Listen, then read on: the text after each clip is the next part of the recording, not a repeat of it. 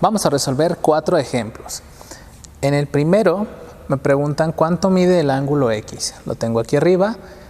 Bueno, aquí tenemos que aplicar también los principios de ángulos de los que ya habíamos hablado. Y empiezo por el 110. Yo sé que aquí hay un ángulo llano de 180, o sea que me faltan 70 grados. ¿Sale? Ahora sí, como esto es un triángulo, yo sé que los triángulos suman 180 también, sumo los dos que llevo, son 120 y me faltan 60. Eso significa que el ángulo X mide 60 grados. Eso es todo. En el segundo, este de acá, dice: si el ángulo BAD mide 20 grados y el triángulo ABC es equilátero, ¿cuánto mide el ángulo ADB? Cuando tengas los ángulos referenciados con 3 letras, siempre es la letra de en medio, la letra central, en este caso la A. Y las otras 2 letras que lo acompañan es hacia donde abren los rayos de dicho ángulo. En este caso el ángulo A, y hacia donde abre es hacia la B y hacia la D. O sea, el A hacia B y hacia D. O sea, el ángulo del que me hablan en la primera parte es solo la parte superior. Si yo quisiera marcar todo el ángulo A, debería decir BAC. Entonces sería todo. Ok, ya sé que ese ángulo de ahí mide 20 grados. Continúo. Dice que el triángulo ABC es equilátero, o sea, el grande.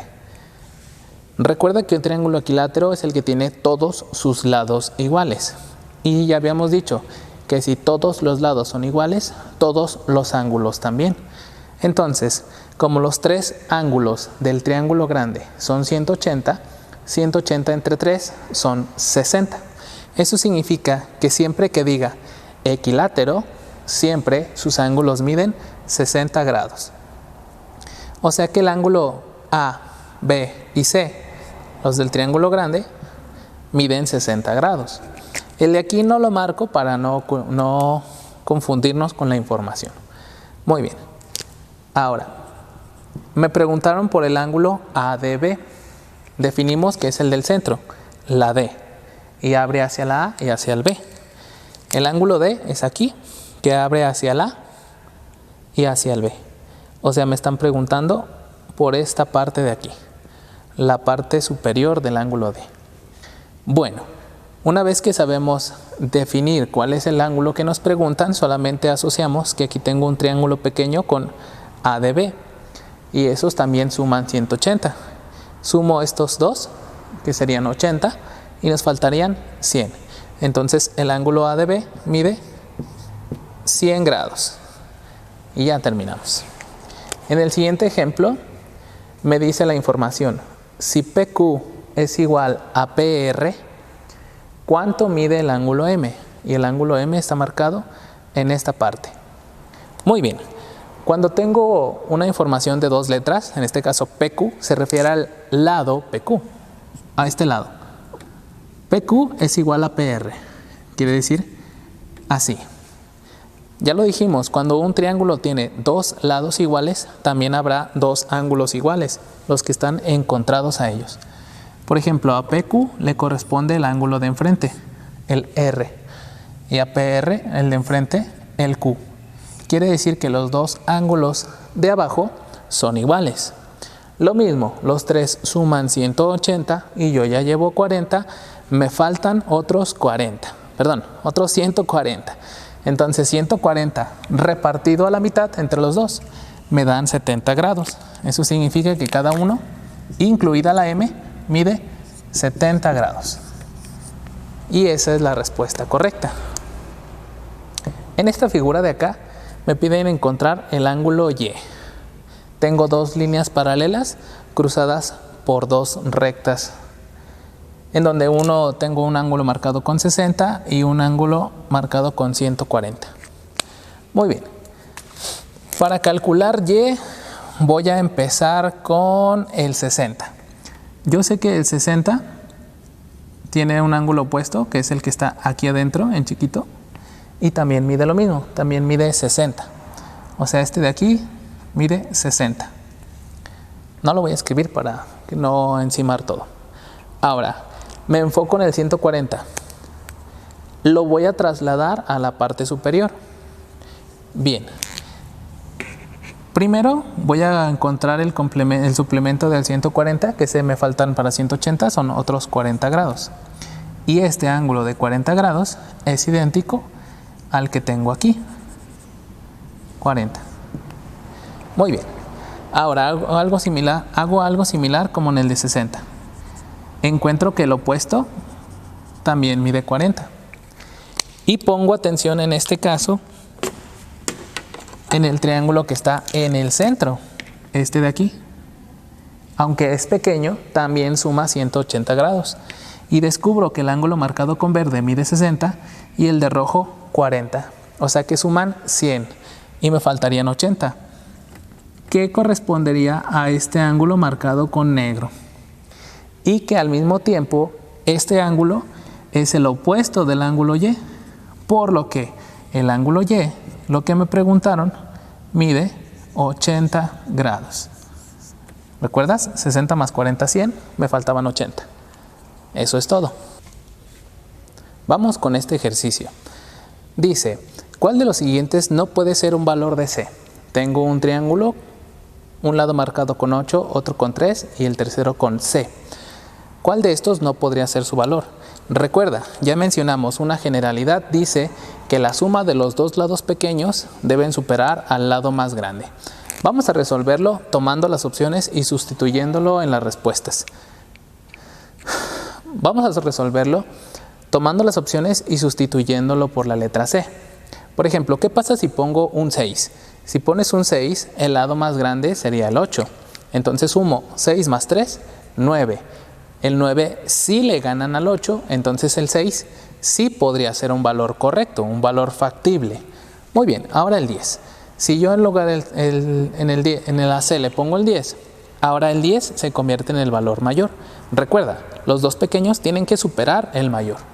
Sumo 8 más 3, 11.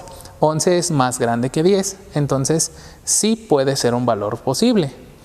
Ahora ponemos el inciso C, 11. Nuevamente 11 es el más grande, sumo 8 más 3. 8 más 3, 11.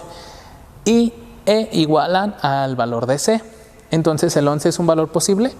No, recuerda, no puede ser un valor posible porque si intentáramos dibujarlo, cuando yo trazara mi 8 y mi 3, no cerrarían la figura del triángulo porque no superan al 11 como tal.